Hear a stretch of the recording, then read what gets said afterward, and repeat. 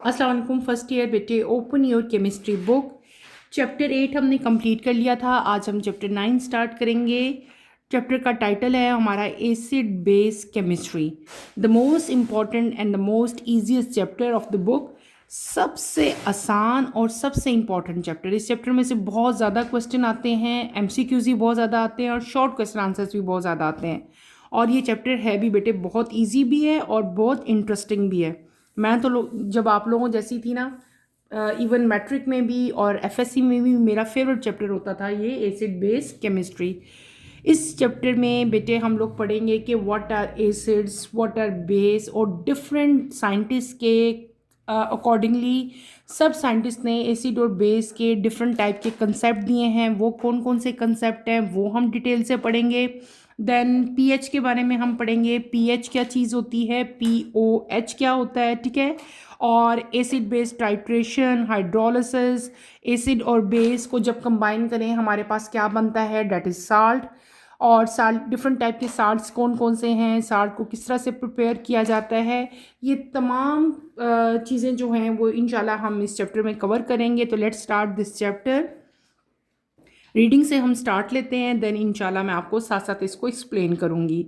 तो let's start the reading. Page number 189 बेटे आप लोग अपनी बुक का ओपन करेंगे। From the earliest days of experimental chemistry, scientists have recognized acid and bases that have distinct characteristic properties. Acid have a sour taste, bases are bitter. इन दोनों चीज़ों को underline कर लो। Also, acids and bases change the color of certain dyes called indicators. इसको भी underline करें, such as litmus res and phenolphthalein. Acid change litmus from blue to red and basic phenolphthalein from pink to colorless. Bases change litmus from red to blue and phenolphthalein from colorless to pink. As you can see from these color changes, acid and base neutralize each other.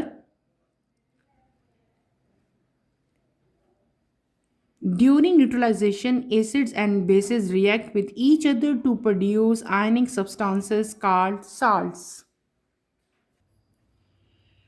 Okay जी बेटे, हमने first paragraph की अभी reading की और first paragraph में just आपको क्या बताया गया है कि एसिड्स क्या हैं और बेस क्या हैं, ठीक है। फ्रॉम द अर्लीस्ट डेज, बहुत पहले की जो बात हम कर रहे हैं, यहाँ पे हमारे पास क्या आता है कि एसिड और बेस के बारे में आपको दो डिफरेंट, बल्कि तीन, थ्री टू टू कह सकते हैं, आपको डिफरेंसेस बताए गए हैं और आपको ये बताया है कि एसिड और बेस में डिफरेंस क्या है, ठीक है। सबसे पहले यहाँ पे बात हम करते हैं एसिड्स की। Acids have sour taste. Acids का जो टेस्ट है वो क्या होता है, सावर होता है, यानी कि खट्टा टेस्ट होता है इनका, ठीक है। और कॉमन एग्जांपल इसकी कौन सी है, विनीगर। कॉमन एग्जांपल क्या मैंने आपको बताई, विनीगर। अगर आप किचन में भी हमारे विनीगर बेटे होता है, विनीगर वो कभी टेस्ट करो तो उसका टेस्ट जो है वो सावर होगा, बहुत ज़्यादा खट्टा टेस्ट होगा। तो विनीगर जो है वो कॉमन एग्जांपल है किसकी, एसिड्स की, ठीक है। तो एसिड्स हैव सावर टेस्ट, ये इसकी पहला इसकी जो है एसिड की प्रॉपर्टी है। दूसरी क्या प्रॉपर्टी यहाँ पे बताई गई है कि acid change litmus from blue to red. Litmus paper का तो आप सबको पता है, सब फैमिलियर हो बेटे, 9th में 10th में आप लोगों ने देखा भी है अपनी लैब में और पढ़ा भी है। एसिड जो है वो ब्लू लिटमस पेपर को चेंज कर देता है किस कलर में, रेड कलर में। तीसरी यहाँ पे जो करेक्टर आपको एसिड का बताया हुआ है कि एसिड जो है वो बेस को न्यूट्रलाइज करता है और क्या चीज़ प्रोड्यूस करेगा, आयनिक सब्सटेंस प्रोड्यूस करेगा, जिनको हम लोग क्या कहते हैं, साल्ट कहते हैं। क्या कहते हैं, साल्ट कहते हैं। तो हमारे पास यहाँ पे तीन मेन चीज़ें एसिड के बारे में हमने पढ़ ली। हमने क्या पढ़ा, तीन करेक्टर एसिड के पढ़े। पहला करेक्टर हमने क्या पढ़ा कि acid have sour taste. Common example मैंने आपको क्या बताई, विनेगर। दूसरा यहाँ पे हमने प्रॉपर्टी क्या पढ़ी कि acid change litmus from blue to red. तीसरी प्रॉपर्टी मैंने आपको क्या बताई कि एसिड जो हैं वो बेस को न्यूट्रलाइज करेंगे to produce ionic substance called salt. Clear हो गया। कॉमन एग्जांपल एसिड्स की बेटे क्या है, हाइड्रोक्लोरिक एसिड HCl, ठीक है, और सल्फ्यूरिक एसिड H2SO4 और नाइट्रिक एसिड HNO3। ये कॉमन एग्जांपल्स हैं किसकी, एसिड की। फिर यहाँ पे हमने बात की बेस की, ठीक है। अब व्हाट आर बेस, बेस के भी यहाँ पे इस पैराग्राफ की बात मैं कर रही हूँ। इस पैराग्राफ में हमारे पास बेस के भी 3 डिफरेंट टाइप के कैरेक्टरिस्टिक्स आते हैं। पहला हमने क्या पढ़ा यहाँ पे, बेसिस आर बिटर, ठीक है। मैंने कहा था उसको अंडरलाइन भी कर लो। बिटर क्या चीज़ है, बिटर का मतलब होता है कड़वा, यानी कि जो बेस हैं इनका टेस्ट कैसा होगा, they are bitter in nature. और एसिड में हमने क्या पढ़ा था कि acids are sour in taste, ठीक है। तो बेस जो हैं बेटे ये बिटर हैं, और बेस जो हैं वो रेड लिटमस को ब्लू में कन्वर्ट करते हैं। इसके अलावा फिनोल्फेथलीन जो है वो इसको कलरलेस से कहाँ कन्वर्ट कर देते हैं, पिंक कलर में कन्वर्ट कर देते हैं। फिर आपके पास तीसरा करैक्टर जो बेस का आता है वो क्या आता है कि base neutralize acid to produce ionic substance called salt. और फिर हमने बेस की एग्जांपल्स भी मैं आपको बता देती हूँ। बेस की कॉमन एग्जांपल्स हमारे पास क्या आती हैं, हमारे पास आता है sodium hydroxide NaOH, potassium hydroxide KOH, और सोडियम बाइकार्बोनेट NaHCO3, और मैग्नीशियम हाइड्रोक्साइड MgOH2। ये कुछ एग्जाम्पल्स हैं कॉमन बेस की। तो दोबारा से एक दफ़ा रिकॉल कर देती हूँ। मैंने आपको बेस के कौन कौन से कैरेक्टर बताए कि बेस जो हैं they are bitter in taste, ये आपकी बुक में है, यहाँ पे हमने पढ़ा। फिर मैंने क्या बताया कि बेस जो हैं वो रेड लिटमस को किस में कन्वर्ट करते हैं, ब्लू में, और फिनोल्फेथलीन जो है वो कलरलेस टू पिंक चेंज हो जाता है यहाँ पे।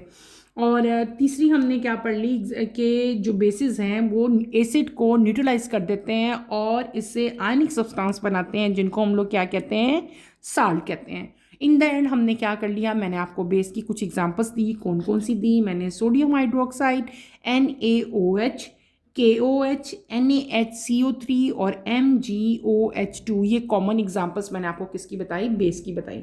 अच्छा, यहाँ पे एक और भी हमने अभी इस पैराग्राफ में चीज़ पढ़ी, एक वर्ड टर्मिनोलॉजी हमने यूज़ की, that is known as salt. Salt हम कॉमन नाम, तो साल्ट जो कॉमन साल्ट हम लोग किचन में यूज़ करते हैं, बट उसकी डेफिनेशन भी तो है। कोई भी साल्ट हो, साल्ट डिफरेंट टाइप के हैं, उनमें से एक टाइप है सोडियम क्लोराइड जो हम लोग खाने में यूज़ करते हैं।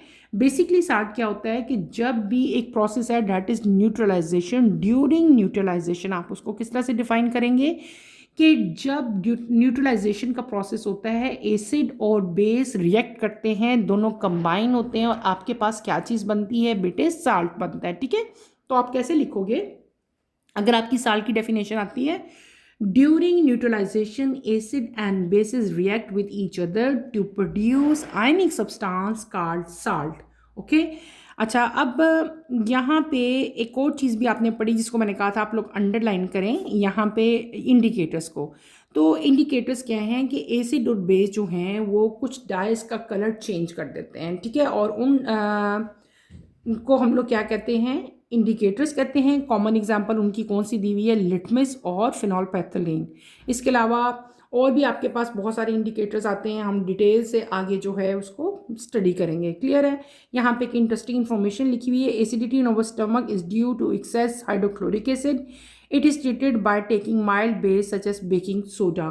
कभी कभार हमारे स्टमक के अंदर एसिडिटी जो है वो इंक्रीज़ हो जाती है, और हम अक्सर आपने सुना होगा कि इसकी मेरी जो है वो एसिडिटी इंक्रीज़ हो गई है, डैट्स वाई आपकी जो स्टमक है उसमें बहुत ज़्यादा पेन होती है, बहुत ज़्यादा इन्फ्लेमेशन होती है।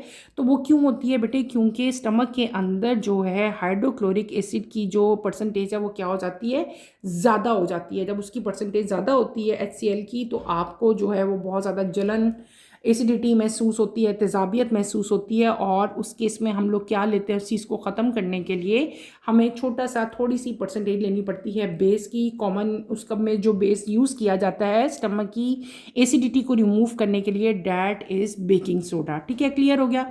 तो इस छोटे से पैराग्राफ में हमने मेन चीज़ें क्या पढ़ ली, हमने पढ़ा एसिड क्या चीज़ है, एसिड की 4 मैंने आपको कैरेक्टरिस्टिक्स जो हैं वो बताए। फिर हमने पढ़ा बेस, बेस के कैरेक्टरिस्टिक्स और बेस की एग्जांपल्स मैंने आपको बताई। फिर आपने क्या एग्जांपल की, हमने साल्ट पढ़ा, व्हाट इज़ साल्ट, साल्ट की डेफिनेशन मैंने आपको बताई, और मैंने किसकी आपको बताया कि व्हाट आर इंडिकेटर्स, क्लियर हो गया।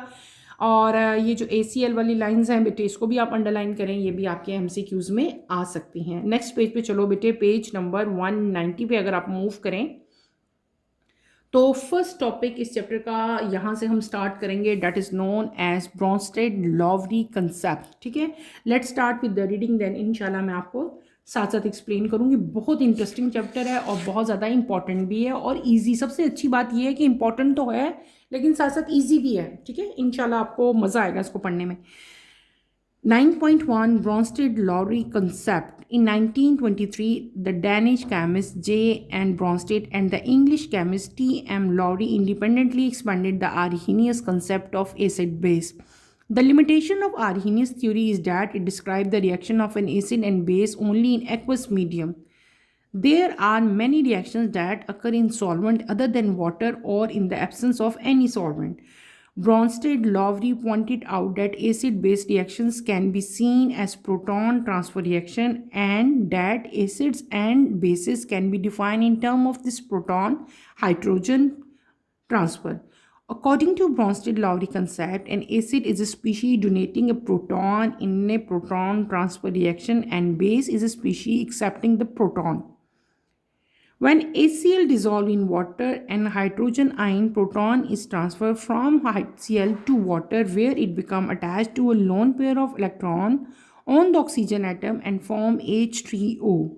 In effect, HCl has donated the hydrogen and H2O has accepted it.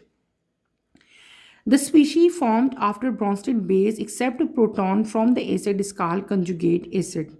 The hydronium acid H3O is a conjugate acid of water. A species formed when an acid donates a proton to a base is called a conjugate base. HCl chloride and H2O, H3O are conjugate acid-base pairs. When ammonia is dissolved in water, proton transfer also occurs, and a hydrogen from water attaches to the nitrogen atom lone pair and ammonium NH4 and hydroxyl OH are formed with fewer hydrogen plus and the water molecule become hydrogen ion. In this case, hydrogen, the acid, has donated the proton and ammonia, the base, had accepted it. Ammonia, ammonium, hydrogen, hydroxyl are conjugate acid-base pair. The above example shows that water is amphoteric in nature because it acts as a base in one case and as an acid in the other. An amphoteric substance is a species that can act as either an acid or a base. It can lose or gain a proton depending on the other reactant. The Bronsted-Lowry theory can be applied to acid in solvent other than water or even solventless reactions. The reactions between gaseous ammonia and HCl gives solid ammonium chloride. HCl plus ammonia, आपके पास क्या बनेगा? Ammonium chloride. HCl is an acid because in the reaction donate a proton to ammonia molecule. The ammonia NH3 act as a base even though hydroxide ion OH is not present and accept a proton from the HCl molecule. हमने क्या पढ़ा यहाँ पे बेटे? हमने पढ़ा एक नया कंसेप्ट, ठीक है, that is known as Lowry Bronsted concept. यहाँ पे पहले तो मैं आपको एक्सप्लेन इसको इंशाल्लाह मैं भी करती हूँ, आपको पूरा सारे हम रिएक्शंस लिख के मैं एक्सप्लेन करूँगी, आपको बहुत अच्छी इसकी समझ आ जाएगी, डोंट वरी। हमने क्या, पहले हम इसका पढ़ते हैं बैकग्राउंड। 1923 में एक डैनिश केमिस्ट था जिसका नाम था J.N. ब्रॉन्स्टेड और एक इंग्लिश केमिस्ट है जिसका नाम है T.M. लॉवरी। ठीक है, ये दो साइंटिस्ट हैं। इन्होंने 1923 में इंडिपेंडेंटली जो है आर्हीनियस की थ्योरी जो थी एसिड और बेस की, Arrhenius theory of acid and base detail से पढ़ के आए हो बेटे आप लोग अपनी अर्लियर क्लासेस में। आर्हीनियस के कंसेप्ट को इन्होंने एक्सपैंड किया, फर्दर उसी कंसेप्ट को आगे लेके चले और उसी को इन्होंने आगे फर्दर इस पर काम किया। आर्हीनियस कंसेप्ट जो था बेटे एसिड और बेस का, उसकी कुछ लिमिटेशंस थी। क्यों लिमिटेशन थी? उसने क्या कहा था कि जो एसिड और बेस हैं वो सिर्फ और सिर्फ उसकी अकॉर्डिंग टू आर्हीनियस कंसेप्ट वो क्या कर रहे थे, वो सिर्फ हमें एक्वस मीडियम में रिएक्शन दे रहे थे, ठीक है ना, एसिड भी और मीडियम भी, यानी कि ये उसकी लिमिटेशन थी। लेकिन अगर हमारे पास एक्वस मीडियम ना हो देन व्हाट हैपन, अगर हमारे पास जो है ऐसे बहुत सारे रिएक्शंस हैं जिसमें वाटर प्रेजेंट नहीं होता बल्कि सॉल्वेंट जो है वो कुछ और होता है, ठीक है, या ऐसे भी रिएक्शंस हैं जिनमें कोई सॉल्वेंट भी प्रेजेंट नहीं होता, तो इस केस में हम एसिड एंड बेस को किस तरह से डिफाइन करेंगे? तो आर्हीनियस के कंसेप्ट में वाटर का होना ज़रूरी था। इसका मतलब क्या हुआ कि आर्हीनियस का कंसेप्ट जो था वो क्लियर नहीं था, उसमें कुछ लिमिटेशंस थी। लिमिटेशंस क्या थी कि अगर किसी भी कोई भी रिएक्शन है अगर उसमें एक्वस सोल्यूशन ना हो, उसमें वाटर ना हो, फिर तो हम डिफाइन ही नहीं कर सकते थे कि एसिड कौन सा है और बेस कौन सा है, हम डिफ्रेंशिएट ही नहीं कर सकते थे। तो इस केस में दो डिफरेंट साइंटिस्ट आए, that is Bronsted and Lowry. उन्होंने एसिड और बेस के नए कंसेप्ट दिए, ठीक है। उन्होंने क्या कहा कि ब्रॉन्स्टेड और जो लावरी थे उन्होंने बताया कि एसिड बेस रिएक्शन जो हैं ये प्रोटॉन ट्रांसफर रिएक्शन होते हैं। एक्चुअल में क्या होते हैं? They are proton transfer reactions. और दूसरी बात उन्होंने क्या की कि एसिड और बेस जो हैं इनको हम लोग किस तरह से डिफाइन करेंगे? In term of proton transfer. Proton क्या है? हमारे पास हाइड्रोजन प्लस आइन है, यानी कि एसिड और बेस को अब आप लोग किस तरह से डिफाइन करोगे? आर्हीनियस कंसेप्ट रिजेक्ट हो चुका है, फर्दर आगे क्लैरिफिकेशन होगी, फर्दर आगे काम हो गया। अब एसिड और बेस को किस तरह से एक्सप्लेन किया जाएगा? On the basis of proton transfer. Proton यहाँ पे क्या है? हाइड्रोजन आइन, यानी कि H प्लस आइन की ट्रांसफर की बेस पे हम एसिड और बेस को डिफाइन करेंगे। अब यहाँ पे हमारे पास दो चीज़ें आती हैं, ठीक है, हम उन दोनों को इजीली वन बाय वन मैं एग्जांपल्स दे के आपको समझाऊंगी। आप लोग इधर देखो और इनको समझने की कोशिश करो। हमने क्या पढ़ लिया? हमने पढ़ा लावरी एंड ब्रॉन्स्टेड, ठीक है। लावरी एंड ब्रॉन्स्टेड ने क्या कहा कि एसिड और बेस जो हैं ये क्या हैं? They can be seen as proton transfer reactions, ठीक है। यहाँ पे प्रोटॉन का ट्रांसफर होगा इन रिएक्शंस में, और एसिड और बेस को हम डिफाइन करेंगे in term of this proton transfer.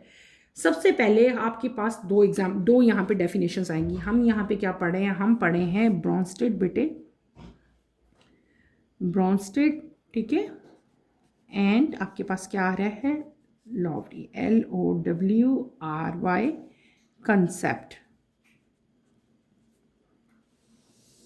मैं आपको पॉइंट वाइज एक एक पार्ट की डेफिनेशन बताऊंगी ताकि आपको फर्दर इस कंसेप्ट को क्लियर आप लोग कर लो। सबसे पहले हमने यहाँ पे क्या पढ़ा? हमने पढ़ा लॉवरी, ब्रॉन्स्टेड, एसिड, ठीक है। पहले आप लोग इसको पढ़ोगे। According to Lowry Bronsted concept, acid क्या होता है? एसिड, जो एसिड है ना, acid are the species which donate proton और have the tendency to donate the proton. वो तमाम की तमाम स्पीशीज जो कि प्रोटॉन को डोनेट करती हैं या उनके अंदर टेंडेंसी होती है या एबिलिटी होती है कि वो प्रोटॉन को दे सकें, या तो दे देंगी या वो दे सकने की एबिलिटी या टेंडेंसी रखती हैं, उनको हम लोग क्या कहते हैं? लॉवरी ब्रॉन्स्टेड एसिड। यानी कि इन टर्म क्या हो जाएगा आपकी कॉमन? आप इसको क्या लिख लोगे? डोनेट द प्रोटॉन, ठीक है। आपकी बुक में बेटे ये डेफिनेशन दी गई है, लेकिन वो पैराग्राफ की फॉर्म में है, तो इसलिए मैंने अलग से जो है वो डेफिनेशन की फॉर्म्स में बना के आपको लिख रही हूँ। हमने क्या पढ़ लिया? आपकी बुक में क्या कहा? According to Lowry Bronsted concept, acid क्या चीज़ होती है? एसिड आर द स्पीशीज, ठीक है, जो के प्रोटॉन डोनेट कर सकें या जिनके अंदर एबिलिटी हो या जिनके अंदर टेंडेंसी हो कि वो प्रोटॉन को डोनेट कर सकें, ठीक है। दूसरी चीज़ हमने यहाँ पे क्या पढ़ी? हमने पढ़ा यहाँ पे जो मैंने भी रीडिंग की, लॉवरी ब्रॉन्स्टेड बेस, ठीक है, ये मैंने पढ़ाया आपको। According to Lowry Bronsted concept, बेटे bases are the species, bases वो स्पीशीज होती हैं जो कि प्रोटॉन को एक्सेप्ट कर सके, एक्सेप्ट द प्रोटॉन, जिनके अंदर एबिलिटी हो कि वो प्रोटॉन को एक्सेप्ट करें, या क्या कहोगे? और have the tendency to accept the proton, जिनके अंदर टेंडेंसी हो कि वो एक्सेप्ट कर लें या टेंडेंसी हो कि वो एक्सेप्ट कर सकें, ठीक है। तो ऐसी स्पीशीज़ को हम लोग क्या कहते हैं, इनको हम लोग कहते हैं बेस, ठीक है। ये एसिड की डेफिनेशन होगी, ये हमारे पास बेस की डेफिनेशन होगी। अब इनको एक्सप्लेन करने के लिए एक सिंपल कॉमन रिएक्शन हम यहाँ पे लिखते हैं। सपोज करो ये आपके पास क्या है, HA है, ये क्या चीज़ है, HA है, ठीक है। कोई भी ये क्या, इसको हम लोग कह लेते हैं एसिड। ये एसिड कोई नहीं है, ये आपको जस्ट एक्सप्लेन करने के लिए मैं बता रही हूँ। ये हमारे पास क्या है, H2O। Suppose this is over base, ठीक है, ये बेस है। यहाँ पे रिवर्सेबल रिएक्शन है, आपके पास क्या बनेगा, H3O, और साथ आपके पास क्या बन गया, A नेगेटिव बन गया। अब ये जो चीज़ बनी है बेटे, इसको हम लोग क्या कहेंगे, इसको हम लोग कहेंगे कंजुगेट एसिड। और ये किसका एसिड है, conjugate acid of water. H2O का ये कंजुगेट एसिड है। और ये जो A बना आपके पास, दिस इज कंजुगेट, हम क्या कहेंगे, ये क्या बन गया हमारे पास, कंजुगेट बेस। किसका बेस बना है ये कंजुगेट बेस हमारे पास, कंजुगेट बेस ऑफ HA, इसका ये बेस है, ठीक है। अब यहाँ पे ये, अब हाँ, ये हमारे पास बेस पेयर्स बन गए हैं। ये बेस, इसका पेयर बना, ये बेटे इसका पेयर बना, ठीक है। समझ आइए, ये हमने क्या एक्सप्लेन कर दिया, ये हमने आपने सपोज करना है कि, देखो दोबारा समझो इसको मैंने क्या लिखा है। आपने सपोज करना है कि आपके पास एक एसिड है, दैट एसिड इज HA एक एसिड है। इसके अंदर एबिलिटी है कि ये एक प्रोटॉन देगा, किसको, वाटर को। ये किसको प्रोटॉन देगा, वाटर को प्रोटॉन देगा इन अ रिवर्सेबल मैनर, ठीक है। और आपके पास क्या बन जाएगा, H3O बनेगा, ठीक है। H3O, और H3O क्या करेगा, ये एक प्रोटॉन देगा टू A नेगेटिव, ठीक है। और इसका मतलब है ये क्या हो गया, ये हमारे पास क्या होगा, एसिड होगा। लेकिन जो A नेगेटिव है हमारे पास, ये क्या करेगा, ये हाइड्रोजन को एक्सेप्ट करेगा टू फॉर्म H3O। बट ये कैसे एक्ट करेगा, ये एक्ट करेगा as a conjugate base of HA, ठीक है। ये एक्ट करेगा एज ए कंजुगेट बेस, किसका कंजुगेट बेस, HA का, ठीक है। क्यों, क्योंकि ये क्या कर रहा है, कंजुगेट बेस है, ये एक्सेप्ट कर रहा है, क्या एक्सेप्ट कर रहा है बेटे, ये प्रोटॉन को एक्सेप्ट कर रहा है। आई समझ, ये कॉमन जनरल एक बिहेवियर है जो मैंने आपको यहाँ पे शो किया। हमने क्या सपोज किया, हमने सपोज किया ये हमारे पास एसिड है, ये हमारे पास बेस है, ठीक है। यहाँ पे जो एसिड है ये क्या करेगा, ये प्रोटॉन देगा किसको, वाटर को इन ए रिवर्सेबल मैनर। H3O जो है हमारे पास ये बना, H3O क्या करेगा, it give proton to A negative, ठीक है, एंड इज एन एसिड। ये क्या होगा, ये हमारे पास एसिड बनेगा, और इसको हम लोग क्या कहेंगे, कंजुगेट एसिड कह लेंगे। और ये जो A नेगेटिव है ये क्या करेगा, ये हाइड्रोजन को एक्सेप्ट करेगा from H3O, it act as a conjugate base. किस चीज़ का कंजुगेट बेस बेटे, कंजुगेट एसिड का बेस। Is that clear. आगे हम चलेंगे। अब ये तो एक कॉमन जनरल इक्वेशन थी, अब हम इसकी कॉमन एग्जांपल्स करेंगे। एग्जांपल नंबर 1 अगर हम करें, यहाँ पे हमारे पास पहली एग्जांपल जो आपकी बुक में दी गई है बेटे, वही मैं आपको करवाऊंगी। हमें यहाँ पे क्या एग्जांपल दी, HCl, और यहाँ पे आपको क्या दी, H2O, ऐसे दिया। ये एग्जाम्पल है ना बेटे। अच्छा, अब फिर ये रिवर्सेबल रिएक्शन है, आपके पास यहाँ पे क्या आएगा, हाइड्रोनियम आयन, H3O बन जाएगा, ठीक है ना। ये इधर हाइड्रोजन आ जाएगा, इधर आ जाएगा, तो ये क्या बन जाएगा, H3O बन जाएगा। और यहाँ पे क्या आ जाएगा, यानी कि देखो ये प्लस है, ये इधर, ये इधर आ जाएगा H3O, और यहाँ पे आपके पास क्या बनेगा, Cl नेगेटिव। ये क्या चीज़ है, इसने एक यहाँ पे प्रोटॉन हाइड्रोजन आयन दे दिया ना यहाँ पे, तो हम क्या कहेंगे, ये क्या चीज़ है, दिस इज प्रोटॉन डोनर। ये क्या है आपके पास, प्रोटॉन डोनर है। ये क्या चीज़ है हमारे पास, प्रोटॉन एक्सेप्टर है, क्योंकि इसने एक्सेप्ट किया ना, ठीक है। ये क्या चीज़ बन गई आपके पास, कंजुगेट एसिड बन गया। ये हमारे पास क्या बन गया, कंजुगेट बेस बन गया, ठीक है, क्लियर है। जब, अब इस एग्जाम्पल को समझो, ये हमारी पहली एग्जाम्पल है, हमने इसको समझाने के लिए इस कंसेप्ट को ली कि जब HCl को हमने वाटर के अंदर डिजोल्व किया, यहाँ से एक हाइड्रोजन आयन यानी कि एक प्रोटॉन ट्रांसफर हुआ फ्रॉम HCl टू वाटर। क्या मैंने क्या कहा, दोबारा सुनो। जब HCl को मैंने वाटर के अंदर डिसॉल्व किया तो यहाँ से एक हाइड्रोजन आयन को हम लोग क्या कहते हैं, प्रोटॉन, जो हमने ऊपर ही पढ़ा है, डोनेट द प्रोटॉन और एक्सेप्ट द प्रोटॉन, ये डेफिनेशन आपको बताई थी। तो हाइड्रोजन आयन को हम लोग क्या कहते हैं, प्रोटॉन कहते हैं। यहाँ से एक प्रोटॉन ट्रांसफर हुआ HCl से, और कहाँ ट्रांसफर हुआ बेटे, वाटर में ट्रांसफर हुआ, और ये इसके साथ जो है अटैच हो गया to the lone pair of electron, ठीक है। और ऑन द हाइड्रोजन एटम, यहाँ पे हाइड्रोजन एटम में जाके ये अटैच होगा, और क्या चीज़ बन जाएगी, यहाँ पे हाइड्रोजन अटैच हो गया, यानी कि प्रोटॉन यहाँ पे आके अटैच हुआ। तो आपके पास क्या बन गया, आपके पास बन गया H3O पॉजिटिव, ये चीज़ आपके पास बनती है, ठीक है। और HCl जो है, जो हमारे पास एसिड था, ये एसिड था, ठीक है। इसका मतलब है इसने क्या किया, ये एसिड होता है ना, HCl हाइड्रोक्लोरिक एसिड है ना, आपको ये तो पता है ना। HCl ने क्या किया बेटे, HCl ने एक हाइड्रोजन को डोनेट किया, और H2O, यानी कि H2O यहाँ पे वाटर है, H2O जो वाटर है वो बेसिकली एक्ट कर रहा है एज ए बेस। क्यों, ये एसिड है, ये बेस के तौर पे एक्ट कर रहा है। क्यों ये एसिड क्यों है, क्योंकि ये हाइड्रोजन दे रहा है, डोनेट कर रहा है, और ये क्या कर रहा है, ये हाइड्रोजन ले रहा है, प्रोटॉन ले रहा है। जब ये लेगा तो H3O बनेगा। तो इसका मतलब क्या हुआ कि जो वाटर है वो एक्ट कर रहा है एज ए बेस। क्यों, क्योंकि वो प्रोटॉन के पेयर को एक्सेप्ट कर रहा है। इज डेट क्लियर, आप समझ आई। ये प्रोटॉन डोनर है, इसने डोनेट कर दिया हाइड्रोजन आयन, ठीक है, प्रोटॉन इसने ले लिया। इसका मतलब है ये प्रोटॉन एक्सेप्टर है, ये एसिड के तौर पर एक्ट कर रहा है, ये किसकी तौर पर एक्ट कर रहा है, बेस की तौर पे। आपके पास क्या बनेगा, आपके पास बन जाएगा कंजुगेट एसिड बन गया H3O, और साथ क्लोराइड बन गया, that is known as conjugate base.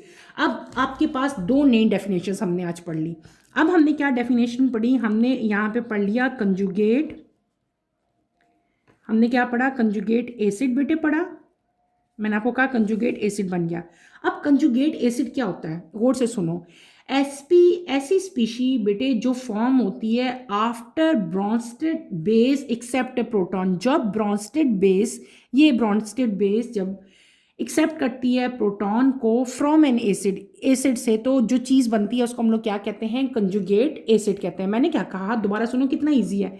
ऐसी स्पीशी जो बनेगी, फॉर्म होगी, कब फॉर्म होगी, जब बेस, यानी कि ये मैंने आपको पहले बताया था ना, वाटर जो है वो एज ए बेस एक्ट कर रहा है, यानी कि ये एक्सेप्ट कर रहा है। ऐसी स्पीशी जो बनती है जब ब्रॉन्स्टेड बेस एक्सेप्ट करता है प्रोटॉन को फ्रॉम एन एसिड। ये एक्सेप्ट बेस जो है ये एक्सेप्ट करेगा एसिड से एक हाइड्रोजन इसने एक्सेप्ट किया, क्या चीज़ बन गई, नहीं, H3O बन गया। तो ये जो नई स्पीशी बनी है इसको हम लोग क्या कहते हैं, कंजुगेट एसिड कहते हैं। यहाँ पे हमारे पास कंजुगेट एसिड क्या बन गया, H3O। ये क्या चीज़ है, this is known as hydronium ion. दूसरी चीज़ यहाँ पे हमने क्या पढ़नी है, हमने पढ़ी कंजुगेट बेस। अब बेटे समझो, इसकी आपको समझ इंशाल्लाह क्लियर आ जाएगी। कंजुगेट बेस क्या होता है, ऐसी स्पीशी जो बनती है when an acid donate a proton to a base. जब एक एसिड प्रोटॉन को डोनेट कर देता है, जब एसिड डोनेट करता है प्रोटॉन को, किसको देता है, बेस को देता है। तो जो स्पीशी हमारे पास बनती है उसको हम लोग क्या कहेंगे, कंजुगेट बेस कहेंगे। कंजुगेट को, बेस को भी मैं समझाने के लिए आपको यहाँ पे हमारे पास क्या बना है, ये क्लोराइड बन गया। आगे फर्दर मैं एक और भी एग्जांपल बताऊंगी, वो भी आप लोग यहाँ पे लिख सकते हो। आपकी बुक में भी कंजुगेट एसिड और कंजुगेट बेस की डेफिनेशंस जो हैं वो दी गई हैं। मैं दोबारा बता देती हूँ आपको, कंजुगेट एसिड क्या होता है, a species formed after the Bronsted base except a proton from an acid is called conjugate acid. Conjugate acid वो स्पीशी है जब ब्रॉन्स्टेड बेस एक्सेप्ट करता है किसको, प्रोटॉन को फ्रॉम एसिड से। तो जो आपके पास स्पीशी बनती है उसको हम लोग क्या कहते हैं, कंजुगेट एसिड कहते हैं। इसी तरह वो स्पीशी जब एसिड डोनेट करता है, क्या, प्रोटॉन को डोनेट करेगा, किसको देगा, बेस को देगा। तो जो स्पीशी आपके पास बनेगी उसको हम लोग क्या कहेंगे, कंजुगेट बेस कहेंगे। इसी चीज़ को फर्दर एक्सप्लेन करने के आपके बुक में एक और एग्जाम्पल दी हुई है। कौन सी एग्जाम्पल है, आपके पास एग्जाम्पल है NH3 अमोनिया, साथ आपके पास क्या है, वाटर है, ये भी रिवर्सिबल रिएक्शन है। आपके पास क्या बना बेटे, OH हाइड्रोक्सिल आयन, और साथ क्या बनता है, अमोनियम। अब यहाँ पे ये चीज़ क्या है, it act as a base. ये क्या चीज़ है, it act as an acid, ठीक है। इस चीज़ को कंजुगेट बेस को समझाने के लिए हम ये कर रहे हैं। और यहाँ ये जो चीज़ बनी है OH, ये क्या है, ये आपके पास बन गया कंजुगेट बेस। और ये चीज़ अमोनियम आयन हमारे पास क्या बन गया, ये बन गया आपके पास कंजुगेट एसिड। ठीक है, ये कैसे बना ये समझो। अब आपके पास बेसिकली यहाँ पे क्या हुआ है, वाटर जो है, water act as an acid. ठीक है, वाटर ने क्या किया, डोनेट किया प्रोटॉन, और जो अमोनिया था इसने एक प्रोटॉन देना है एसिड ने, और जो अमोनिया है NH3 इसने एक प्रोटॉन जो है वो ले लेना है। जब इसने प्रोटॉन को लेना है तो आपके पास क्या नई स्पीशी बनेगी, आपके पास बनेगा NH4। और तो ये जो आपके पास एक नई चीज़ बन जाएगी। ठीक है, ये आपके पास इस तरह का रिएक्शन होगा और आपके पास एक पेयर बनेगा जिसको हम लोग कहेंगे कंजुगेट एसिड बेस पेयर। ठीक है, दो तरह के हमारे पास जो है यहाँ पे पेयर बन जाएंगे। उसके बाद हमने एक नई चीज़ यहाँ पे क्या पढ़ी, हमने पढ़ा एम्फोटेरिक सब्सटेंसेस। ऐसे सब्सटेंसेस, ऐसी स्पीशीज बेटे जो एसिड के तौर पे भी एक्ट करती हैं, बेस के तौर पे भी एक्ट करती हैं, यानी कि जो इलेक्ट्रॉन को लूज भी कर सकती हैं, इलेक्ट्रॉन कह रही हूँ, प्रोटॉन को, हाइड्रोजन प्लस को। ऐसी स्पीशीज जो एसिड और बेस दोनों तरह से एक्ट करती हैं, ठीक है, उनको हम लोग क्या कहते हैं, एम्फोटेरिक सब्सटेंसेस कहते हैं। Ampho, AMPHOTERIC, amphoteric substances.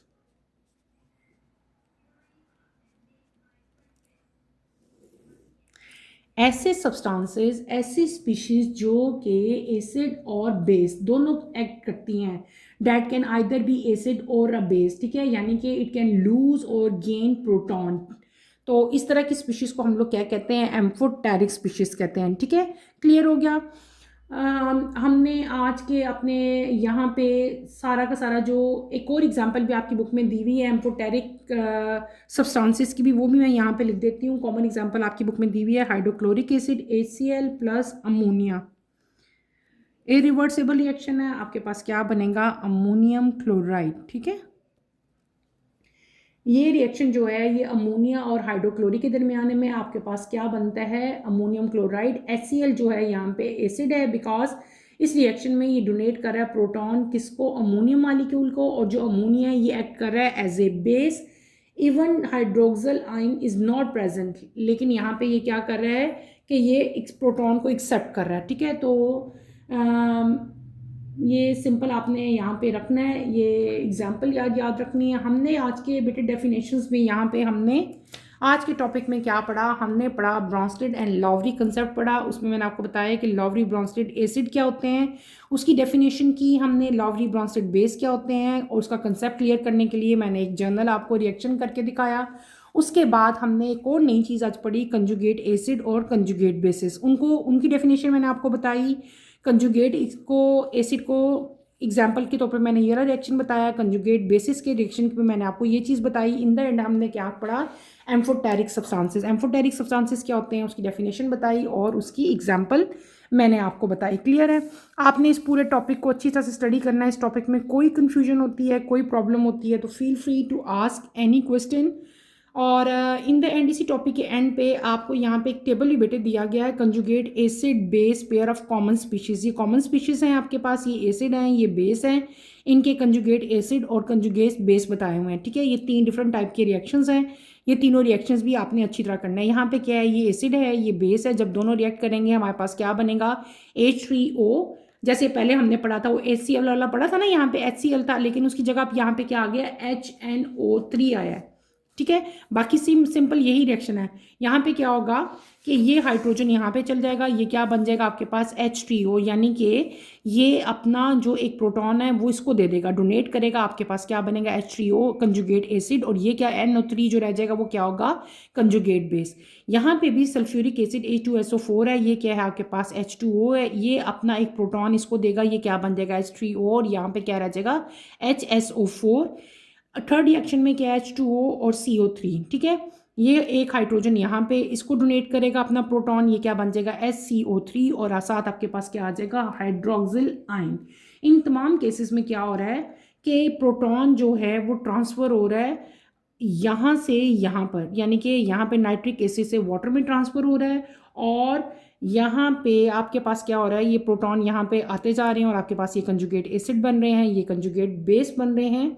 तो आपने बेटे ये तीनों एग्जाम्पल जो हैं ये लाजमी करनी है, क्योंकि ये आपके वैसे भी आ सकती हैं एग्जाम्पल्स, ठीक है। तो आपने ये ब्रॉन्स्टेड एंड लावरी कंसेप्ट को अच्छी तरह से पढ़ना है। अगर इसमें कोई प्रॉब्लम होती है, कोई कन्फ्यूजन होती है, तो feel free to ask any question. यहीं पे अपना टॉपिक मैं ख़त्म करूँगी। इंशाल्लाह कमिंग लेक्चर में आपसे दोबारा मुलाकात होगी। कमिंग लेक्चर की नोटिफिकेशन के लिए आप चैनल को शेयर करें, लाइक करें और सब्सक्राइब करें, और मुझे यहीं पे इजाज़त दें। इंशाल्लाह नेक्स्ट लेक्चर में आपसे दोबारा मुलाकात होती है। टिल देन अल्लाह हाफिज़। फर्स्ट ईयर टेक केयर बेटे, अपना ख्याल रखिएगा। अल्लाह हाफिज़।